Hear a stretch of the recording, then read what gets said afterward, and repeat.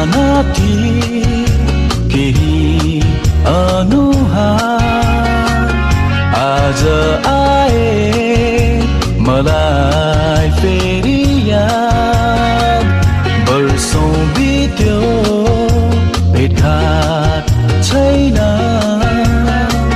समयसँगै भयो बदलाव घुमालेको चक्र झैं घुमिरहने चोला